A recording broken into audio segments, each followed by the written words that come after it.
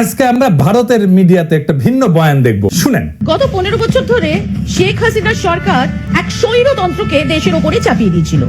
দেশের মানুষদের ভোটাধিকার ছিল না। দেশের প্রধান বিরোধী দলগুলোকে বাদ দিয়েই নির্বাচন হতো, আর সেই নির্বাচনে জিতে হাসিনা প্রধানমন্ত্রী হতেন।